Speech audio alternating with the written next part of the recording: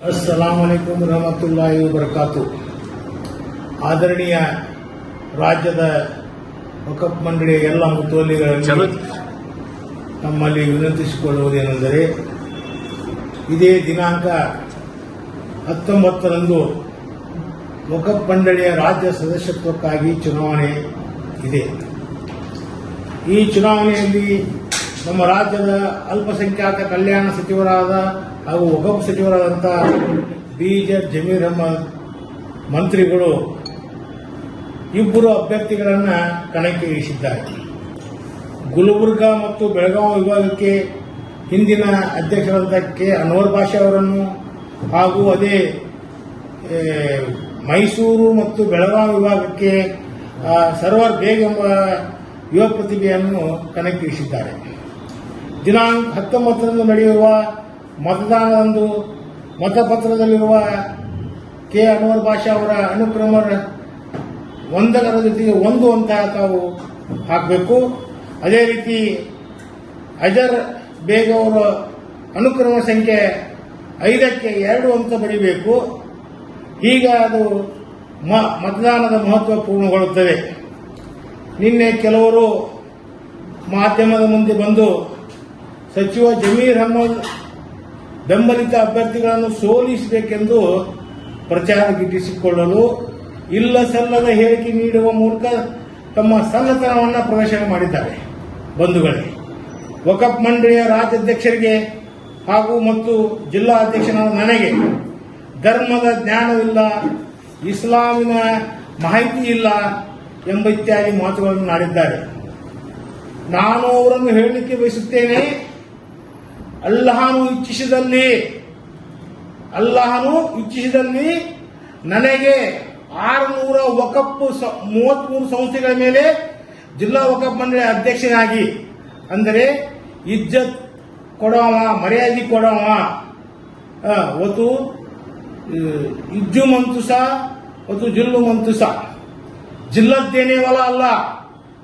ಈ ಒಂದು ನಮ್ಮ ಅಲ್ ಇಮ್ರಾನ್ ಅನ್ನುವಂಥ ಕುರಾನಿನ ಶ್ಲೋಕದಲ್ಲಿ ಈ ವಾಕ್ಯ ಬರ್ತಾ ಇದೆ. ಮರ್ಯಾದೆ ಕೊಡೋನವನ, ಮರ್ಯಾದೆ ಕಳೆಯೋನವನ. ನಮ್ಮ ಮಾತಿನಲ್ಲಿ ಇಜ್ಜದ್ದೇನೇವಲ್ಲ ಅವನು, ಬೇಜತ್ಕನೇವಲ್ಲ ಅವನು ಅಂತ ಹೇಳ್ತಾರೆ. ಇದು ಧರ್ಮನಿಷ್ಠೆ ಮಾತನಾಡುವಂತ ಆ ಮನುಷ್ಯನಿಗೆ ಗೊತ್ತಿರಬೇಕು ಮೊದಲ ಧ್ಯಾನ. ಹೀಗಾಗಿ ಅಲ್ಲಾಹ ಮನಸ್ಸು ಮಾಡಿದವನಿಗೆ ಗೌರವ ನೀಡುತ್ತಾನೆ, ಅಲ್ಲಾಹ ಅವನು ಇಚ್ಛಿಸಿದರೆ ಅಪಮಾನ ಅವಗರ್ವ ಮಾಡುತ್ತಾನೆ. ವಕಫ್ ಆಸ್ತಿಗಳ ಬಗ್ಗೆ ಬಹಳ ಮಾತನಾಡುವ ಅವಶ್ಯಕತೆ ಅವರಿಗಿಲ್ಲ. ಅವರಿಗೆ ನೈತಿಕ ಹಕ್ಕಿಲ್ಲ. ವಕಫ್ ನೀತಿಯಿಂದ ಕಲಿಯುವ ಅವಶ್ಯಕತೆ, ಅವರು ಪಾಠ ಕಲಿಯುವಂತ ಅವಶ್ಯಕತೆ ನಮಗಿಲ್ಲ. ಅಲ್ಲಾಹ್ ಬಯಸಿದವರಿಂದ ನಮಗೆ ಸ್ಥಾನಗಳನ್ನು ಲಭಿಸುವ ಹಾಗೂ ಅವನು ಬಯಸಿದ ದಿನ ನಾವು ಕೆಳಗೆ ಇಳಿಯುತ್ತೇವೆ. ಸಾರ್ವಜನಿಕರ ಮುಂದೆ ಮಾತನಾಡುವಾಗ ತುಂಬಾ ಜಾಗೃತೆಯಿಂದ ಮಾತನಾಡಬೇಕು. ವಕಫ್ ಆಸ್ತಿಗಳು ಯಾರಿಂದ ಎಷ್ಟು ಹಾನಿಯಾಗಿವೆ ಜನರಿಗೆ ಗೊತ್ತಿದೆ. ಎಷ್ಟು ತಿಂದು ತೆಗೆದಿದ್ದಾರೆ ಎಂಬುದು ಪ್ರತಿಯೊಂದು ಯುವಕರಿಗೆ ಮನೆಯಲ್ಲಿ ತಮ್ಮ ಇತಿಹಾಸ ಗೊತ್ತಿದೆ. ನ್ಯಾಯಾಲಯದಿಂದಲೂ ನಿಮಗೆ ಚೀಮಾರಿ ಹಾಕಿ ದರ್ಗಾದಿಂದ ಹೊರಗೆ ಹಾಕಿದ್ದಾರೆ. ಹೀಗಿರುವಾಗ ಒಬ್ಬರ ಬಗ್ಗೆ ಅತಿ ಕೆಳಮಟ್ಟವಾಗಿ ಮಾತಾಡೋದು, ತುಂಬಾ ಜಾಗೃತರಾಗಿ ಮಾತಾಡಬೇಕು. ಮತದಾನ ಯಾರಿಗೆ ಮಾಡಬೇಕು, ಯಾರಿಂದ ಇವರು ಕಲಿಸಬೇಕಾಗಿಲ್ಲ. ಯಾರು ಒಳ್ಳೆ ಕೆಲಸ ಮಾಡುತ್ತಾರೆ, ಇಡೀ ದೇಶದಲ್ಲಿ ಬಿಜೆಡ್ ಜಮೀರ್ ಅಹಮದ್ ಅವರು ಇಡೀ ದೇಶ ಕೊಂಡಾಡುತ್ತಾ ಇವತ್ತು ಹೆಣ್ಣು ಮಕ್ಕಳಿಗೆ PU ಕಾಲೇಜನ್ನು ಕೊಟ್ಟಿದ್ದಾರೆ. ಬಡ ರೋಗಿಗಳಿಗೆ ಆಂಬ್ಯುಲೆನ್ಸ್ ವಿತರಣೆ ಮಾಡಿದ್ದಾರೆ. ಅದೇ ರೀತಿ ಸೇವಾ ಪೆಟ್ಟಿಗೆಯನ್ನು ಕೊಟ್ಟಿದ್ದಾರೆ. ಬಿಜೆಡ್ ಜಮೀರ್ ಅಹಮದ್ ಅವರ ವ್ಯಕ್ತಿತ್ವನೇ ಬೇರೆ, ಆ ವ್ಯಕ್ತಿಯ ವ್ಯಕ್ತಿತ್ವನೇ ಬೇರೆ. ಮಾತನಾಡುವುದು ಬಹಳ ಸುಲಭ, ಆದರೆ ಜನರು ಈಗಿನ ಕಾಲದಲ್ಲಿ ನಂಬಬೇಕಾದ್ರೆ ಬಹಳ ಕಠಿಣ ಇದೆ. ಮಾತನಾಡಿದರೆ ಧರ್ಮ, ಎಲ್ಲ ಧರ್ಮದ ಗ್ರಂಥಗಳು ಇವ್ರ ಮನೆಯಲ್ಲೇ ಪ್ರಿಂಟ್ ಆಗುವಂತೆ ಮಾತಾಡ್ತಾರೆ. ಅದು ತಿಳಿದುಕೊಂಡು ಮಾತಾಡಬೇಕು. ಒಂದು ಧರ್ಮದ ಬಗ್ಗೆ ನಾವು ಮಾತಾಡ್ತೇವೆ ಬಹಳ ಜಾಗೃತರಿಂದ ಹೇಳ್ತಾರ. ಯಾಕಂದ್ರೆ ಧರ್ಮದ ಬಗ್ಗೆ ಮಾತಾಡಿದ್ರೆ ಕಟ್ಟಿಗಿನ ಹರಿತವಾಗಿರುತ್ತೆ ಮಾತುಗಳು. ಒಬ್ಬೊಬ್ಬ ಸಮುದಾಯದ ಧರ್ಮದ ಬಗ್ಗೆ ಮಾತಾಡಬೇಕಾದ್ರೆ ಜಾಗೃತಿಯಿಂದ ಮಾತಾಡಬೇಕು. ಅವರಿಗೆ ಯಾವುದೇ ಕಾಮನ್ ಸೆನ್ಸ್ ಇಲ್ಲ. ಸುಮಾರು ಹಗರಣಗಳು ಇವ್ರ ಮೇಲಿದ್ದಾವೆ.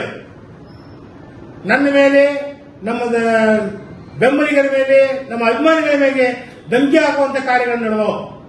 ಇವ್ರು ಹೇಳ್ತಾರ ದರ್ಗಾದಿಂದ ಹೊರಗೆ ಬಂದಂತ ಸುಮಾರು ತಹಶೀಲ್ದಾರ್ ಅಧ್ಯಕ್ಷರಾಗಿ, ಆಡಳಿತಾಧಿಕಾರಿಯಾಗಿ 20 ಲಕ್ಷ ರೂಪಾಯಿಗಿಂತ ಹೆಚ್ಚು ರೂಪಾಯಿಗಳನ್ನು ಇಟ್ಟಿದ್ದಾರೆ. 20 ವರ್ಷ ಅಧಿಕಾರ ಮಾಡಿದಂತ ಇವರಿಗೆ ಸುಮಾರು ಎವರೇಜ್ 3.5-4 ಲಕ್ಷ ರೂಪಾಯಿ ಹಿಡಿದು 7-8 ಕೋಟಿ ರೂಪಾಯಿ ಹಗರಣ ಆಗಿದೆ ಇವರ ಮೇಲೆ. ರಾಜ್ಯದ ಜನತೆ ತಿಳ್ಕೋಬೇಕು, ಆ ವ್ಯಕ್ತಿ ನಿಮ್ಮನ್ನು ಬರ್ತಾ ಇದ್ದಾನೆ, ಅವನ ಚರಿತ್ರೆ ಏನು. ನಾನಂತೂ BA ತನಕ ಕಲ್ತೀನಿ, ನಿಮ್ಮವರು ಕಡಿಮೆ ಕಲಿತು ಮಾತಾಡೋದು ಬಹಳ ಅಲ್ಲ. ಯಾವತ್ತಿಗೂ ಸಮುದಾಯದ ಬಗ್ಗೆ ಜಾಗೃತರಾಗಿ ಮಾತಾಡಬೇಕು.